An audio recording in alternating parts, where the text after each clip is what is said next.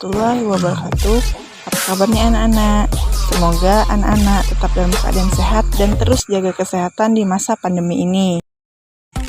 Pada kesempatan kali ini kita akan belajar mengenai sistem reproduksi pada manusia. Nah, sistem reproduksi manusia ada dua. Sistem reproduksi pada laki-laki ini sudah kita pelajari pada pertemuan sebelumnya. Dan yang kedua ada sistem reproduksi pada perempuan. Nah, sistem reproduksi pada perempuan ini ada dua yang akan kita bahas. Yang pertama, organ reproduksinya sendiri, dan yang kedua, oogenesis. Oogenesis ini merupakan proses menghasilkan sel telur atau ovum di dalam organ reproduksi perempuan. Yang pertama dibahas yaitu organ reproduksi perempuan. Organ reproduksi perempuan ini terdiri atas dua bagian. Yang pertama, bagian luar dan juga bagian dalam. Bagian luar berarti kelihatan oleh mata. Nah, bagian luar ini terdiri atas labium dan juga vulva. Labium ini merupakan kedua bibir yang terdapat pada alat reproduksi perempuan. Sedangkan vulva yaitu celah yang paling luar dari alat reproduksi wanita yang dibatasi oleh labium. Alat reproduksi dalam dapat terlihat pada gambar berikut. Nah, di sini organ penyusun sistem reproduksi perempuan bagian dalam. Yang pertama ada ovarium. Ovarium ini berfungsi untuk menghasilkan sel telur atau ovum. Kalau pada laki-laki, organ penyusun sistem reproduksinya menghasilkan sel sperma, sedangkan pada perempuan akan menghasilkan sel telur. Di dalam ovarium ini terdapat kumpulan sel yang disebut folikel. Nah, di dalam folikel inilah sel telur atau ovum akan berkembang. Hormon estrogen dan progesteron berperan mengatur dalam siklus menstruasi. Hormon ini juga mengatur perkembangan ciri-ciri reproduksi sekunder pada perempuan, seperti semakin besarnya pinggul, tumbuhnya rambut pada bagian tertentu, berkembangnya payudara, semakin aktifnya kelenjar minyak dan kelenjar keringat yang dapat memicu munculnya jerawat. Nah, ovarium ini terdiri atas dua bagian, sebelah kiri dan sebelah kanan.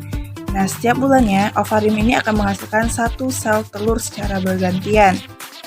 Dan satu sel telur ini kemudian akan dilepaskan. Proses pelepasan sel telur ini disebut dengan ovulasi. Kemudian, sel telur ini akan ditangkap oleh bagian infundibulum, di mana infundibulum ini merupakan struktur yang berbentuk corong, memiliki jumbai atau fimbriae untuk menangkap sel telur. Setelah ditangkap oleh fimbriae ini, kemudian sel telur akan bergerak ke saluran telur, yaitu tuba falopi. Tuba falopi ini merupakan saluran sebagai jalan ovum dari ovarium menuju uterus dan tempat terjadinya pembuahan. Jadi, sel telur yang sudah terbentuk akan menunggu sel sperma di tuba falopi. Ketika sperma datang dan sampai ke tuba falopi bertemu dengan sel telur, maka terjadi fertilisasi atau pembuahan, menghasilkan zigot. Kemudian zigot yang telah terbentuk akan dikirim ke dalam uterus atau rahim.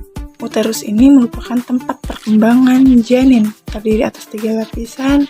Yang pertama perimetrium atau lapisan luar, yang paling luar, kemudian myometrium lapisan tengah, dan endometrium lapisan dalam. Nih, yang ditunjuk oleh panah ini endometrium. Nah, endometrium ini merupakan lapisan yang membatasi rongga rahim dan melurus saat menstruasi. Endometrium ini sering disebut sebagai dinding dari uterus atau dinding rahim. Endometrium ini juga sebagai tempat menempelnya plasenta atau organ yang menyuplai nutrisi yang dibutuhkan bayi selama perkembangannya. Hasil pembuahan atau fertilisasi dari sel sperma dan sel telur akan menghasilkan zigot. Nah, zigot ini akan berkembang di dalam rahim. Bayi yang sudah siap untuk lahir maka akan melewati saluran yang disebut dengan serviks. Begitupun juga dengan sel telur, jika tidak dibuahi maka akan luruh bersama dinding rahim melewati saluran serviks ini. Serviks merupakan struktur rahim bagian bawah yang menyempit dan membuka ke arah vagina. Nah, untuk vagina ini letaknya di bawah. Vagina ini merupakan saluran yang menghubungkan antara lingkungan luar dengan rahim. Jadi, saluran vagina ini merupakan saluran yang akan dilalui oleh daerah menstruasi. Begitupun dengan bayi yang akan lahir. Bayi normal kepalanya di bawah, jadi kepala bayi akan keluar terlebih dahulu melalui serviks dan juga keluar melalui vagina. Vagina ini tersusun atas otot-otot yang elastis, dilapisi selaput membran yang disebut dengan selaput darah atau himen. Nah, inilah organ penyusun dari sistem reproduksi perempuan. Selanjutnya kita masuk ke pembahasan kedua, yaitu oogenesis. Oogenesis ini merupakan proses pembentukan sel telur atau ovum di dalam ovarium. Proses oogenesis ini bermula dari oogonium. Oogonium ini disebut dengan sel induk telurnya, bersifat diploid atau 2N. Oogonium ini kemudian mengalami pembelahan secara mitosis. Karena membelah secara mitosis sehingga anakannya juga bersifat 2N yang disebut dengan oosit primer. Pembentukan oosit primer ini terjadi ketika anak perempuan masih di dalam kandungan ibunya. Seperti yang sudah disebutkan di awal tadi, jadi ketika anak perempuan sudah lahir, maka proses pembentukan sel telurnya akan dihentikan terlebih dahulu dan dilanjutkan ketika anak perempuan ini memasuki masa remaja. Oosit primer yang telah terbentuk ketika di dalam kandungan tadi akan dilanjutkan dengan pembelahan meiosis tahap 1, membentuk oosit sekunder. Dan ada satu bagian yang lebih kecil, disebut dengan polosit. Kemudian, oosit sekunder ini akan dilanjutkan dengan pembelahan tahap meiosis 2. Polosit yang dihasilkan dari tahap meiosis ini juga akan mengalami pembelahan membentuk polosit yang lebih kecil. Sehingga dari proses oogenesis ini akan menghasilkan 3 buah polosit atau 3 buah badan polar. 3 badan polar ini tidak ada fungsinya, dia akan meluruh. Untuk oosit sekunder tadi kan mengalami meiosis 2, membentuk ootit yang bersifat haploid. Kemudian ootit ini akan berdiferensiasi atau berkembang menjadi ovum. Pada akhir peristiwa oogenesis ini, dari satu sel induk telur atau oogonium akan dihasilkan satu sel telur atau ovum yang bersifat haploid dan 3 polosit badan polar yang haploid juga. Namun, yang dapat berfungsi hanya satu sel telur atau ovum.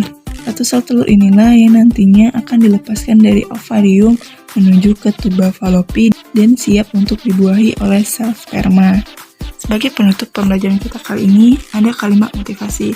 Barang siapa tidak mau merasakan pahitnya belajar, ia akan merasakan hinanya kebodohan sepanjang hidupnya. Imam Syafi'i. Semoga kalimat ini dapat membangkitkan semangat anak-anak dalam belajar. Terima kasih sudah mampir ke channel ini. Semoga dapat bermanfaat dan dapat dimengerti. Jangan lupa like videonya dan subscribe channelnya. Assalamualaikum warahmatullahi wabarakatuh.